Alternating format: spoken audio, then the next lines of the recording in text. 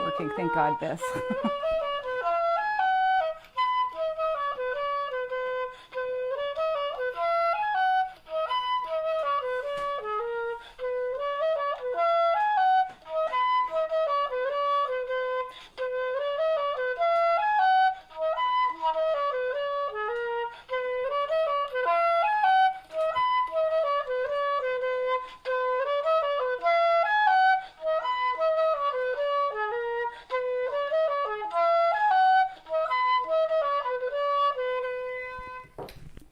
Hi, this is Sally Morgan, physical therapist, craniosacral therapist, and Tellington Tea Touch practitioner for animals and people. This is Tristan. He's a Corgi, and this is an episode of Conversations with a Corgi. And boy, it was just so frustrating Tuesday trying to do this. My phone just would not connect to do Facebook Live all day long. It was very upsetting. And I know today is the day that Facebook has promised to rearrange my business page, which is really annoying too because people are used to going there and they can find things. Does Facebook not realize most of their users are ladies of a certain age, and most of us don't really like technology changes and get really freaked out by it? So going ahead and updating our pages isn't going to make a bunch of women business owners very happy, but we'll see what they do. Maybe it'll be better.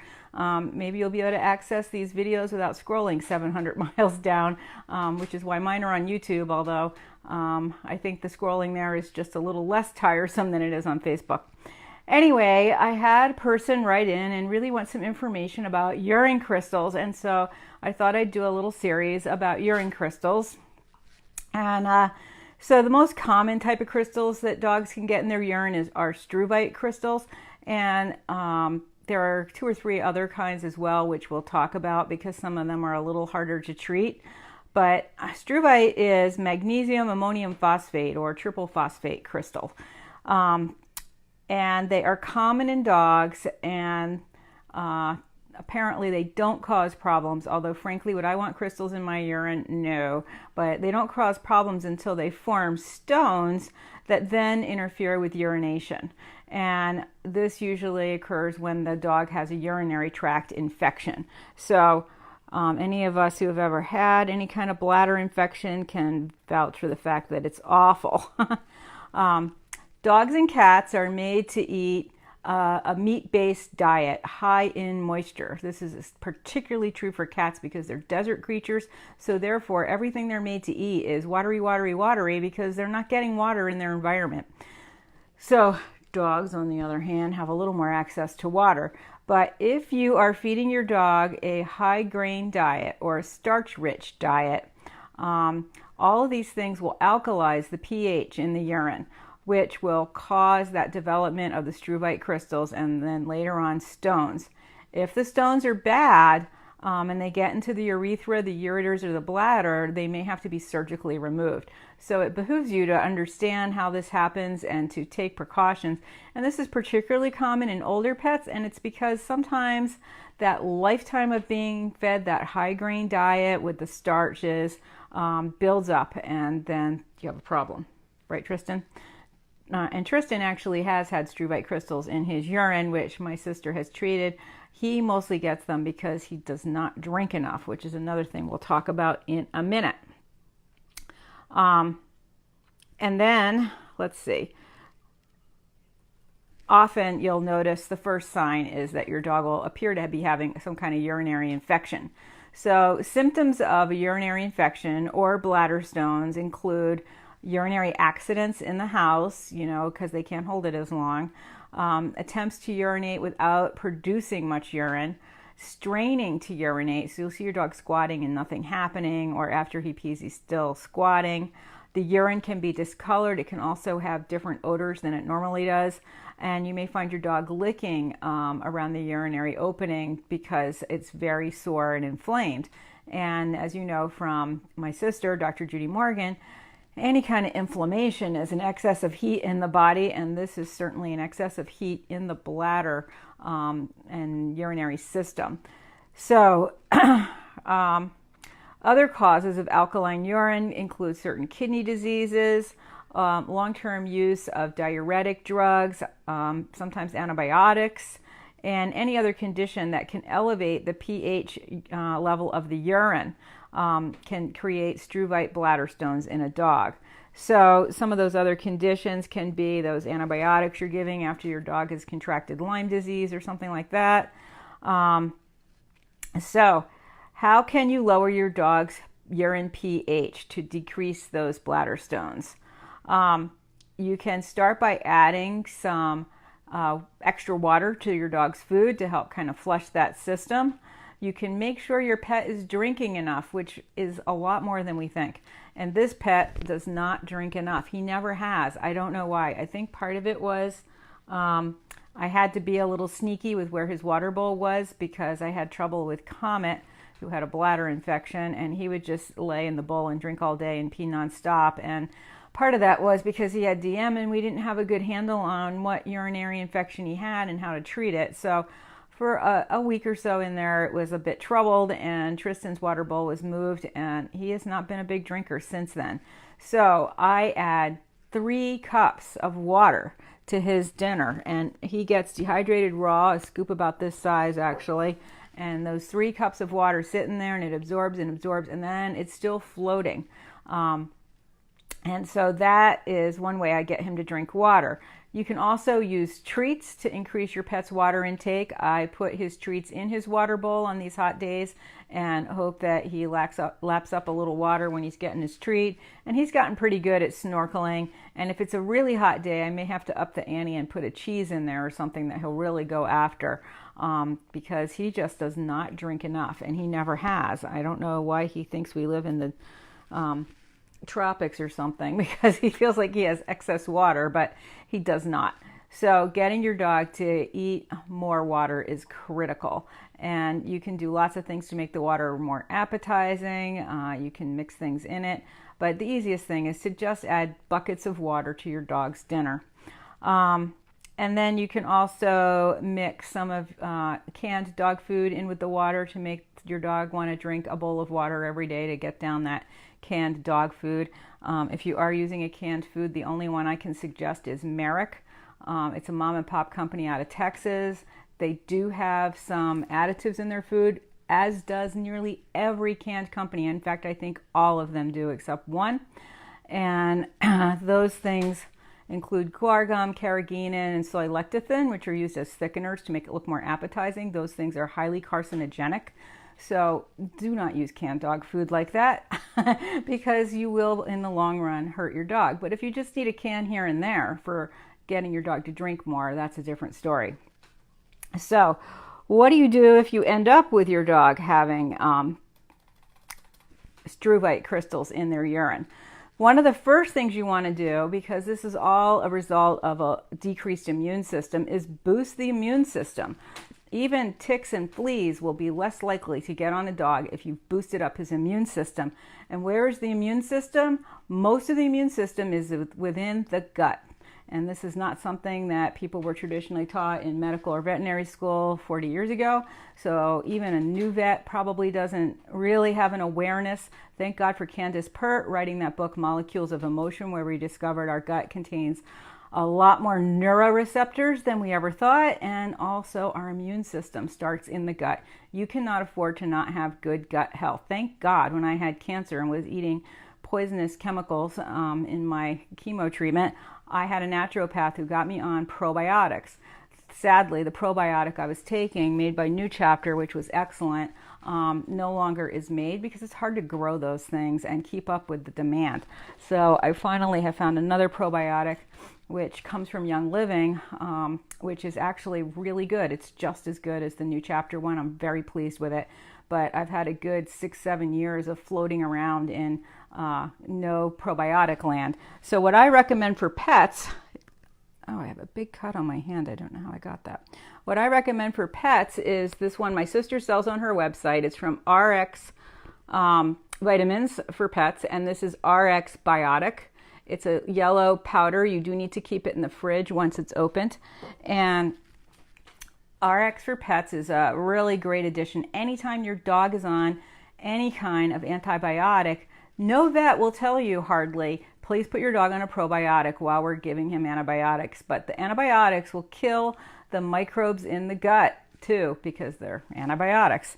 And so you need to boost up the gut. And here's your dog, he's on an antibiotic because he's got some kind of infection. If you don't boost up the gut, you're really doing him a disservice. It's kind of a wash. So you have to get him on the RX Biotics. Now, I've bought this from my sister on her website, drjudymorgan.com. I keep one of these in the fridge at all times because you never know when you're going to need it. If your dog has a bout of throwing up or diarrhea, put some probiotics in because that means there's a problem in the gut. You can't afford to let your dog's immune system take a dip at any point because there's so much stuff in the world. So the other thing that I've given Tristan for a urinary infection are also from the RX Vitamin Company, which I also got from my sister, are cranberry pills. And they're just little capsules. He's a little guy. He got one in his food each meal. He will not take a pill on penalty of death, but he'll eat all kinds of weird things in his food as long as it's not a vegetable. So if I cut up that pill, which has like a red powder in it, and throw that in his meal, he usually eats that pretty well. So if you've got a dog like him, you can do that. One of my friends just put some butter on a pill, and because the butter is so delicious, her animals, cats and dogs, go ahead and eat it. But I think those cranberry pills are pretty good. Now my niece has a female pit bull type Ridgeback dog, and she went out and bought a bunch of whole raw organic cranberries at Whole Foods around Thanksgiving, has buckets of them in her freezer, grinds them up and mixes them with the dog's food.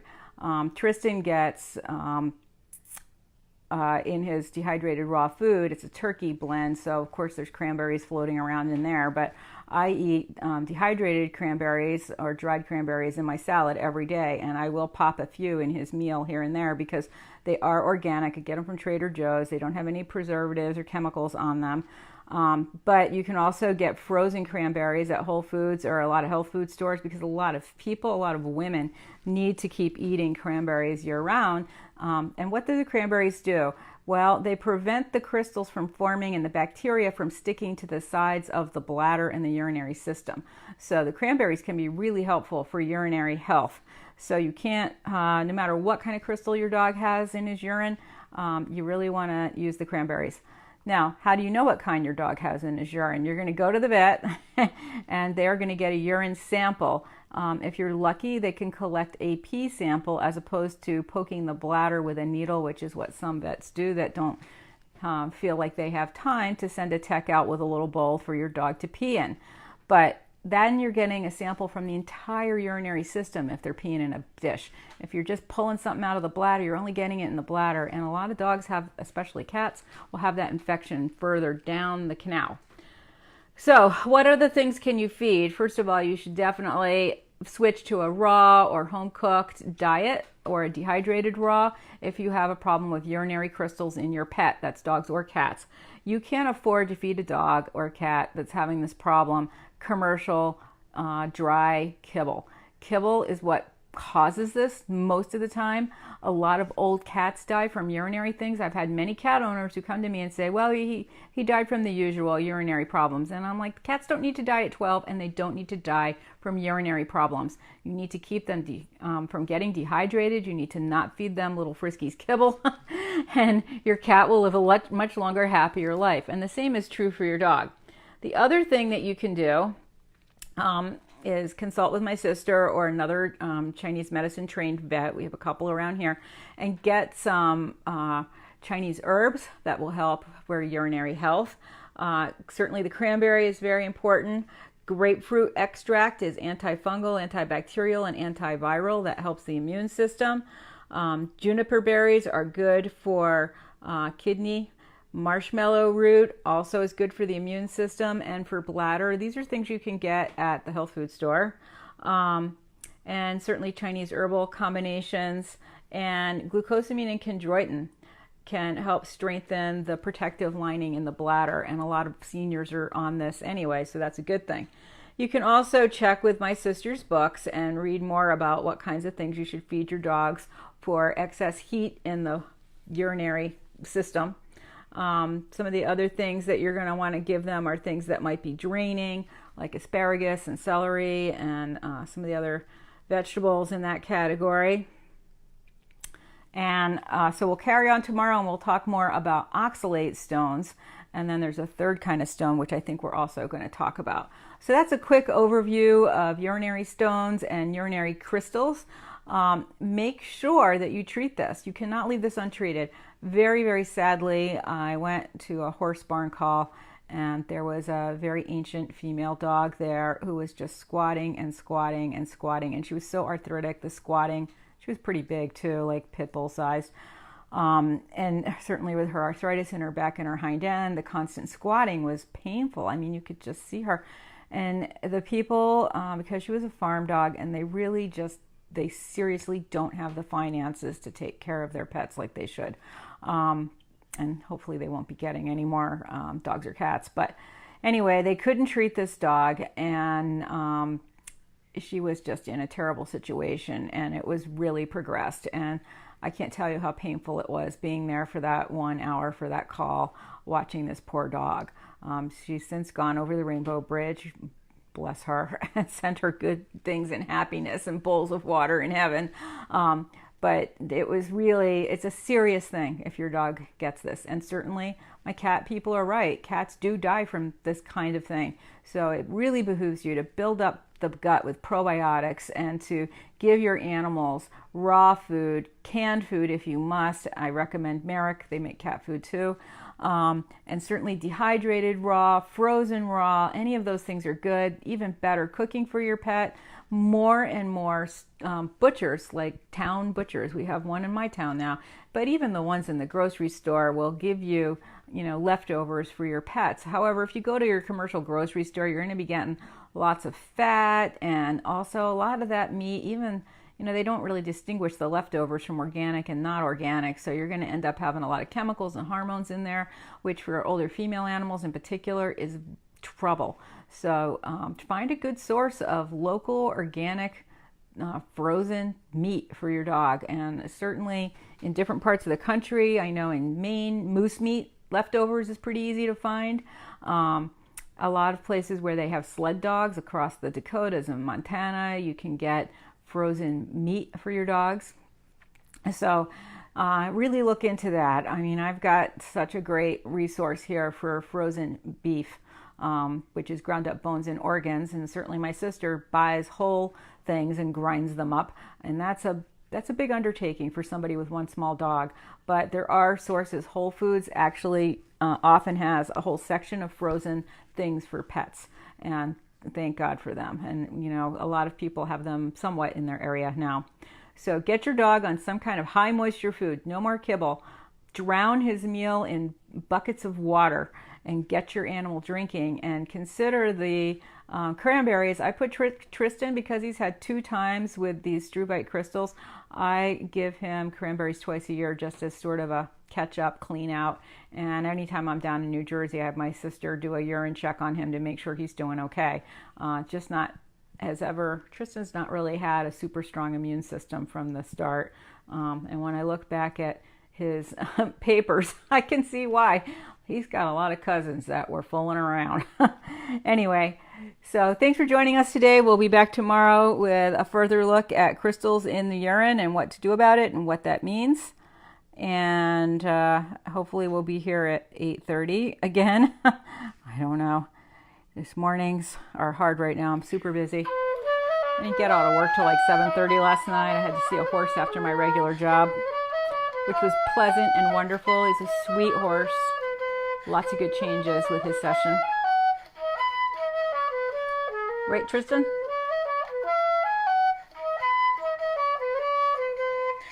You need to brush up. There's hairs laying on top of you.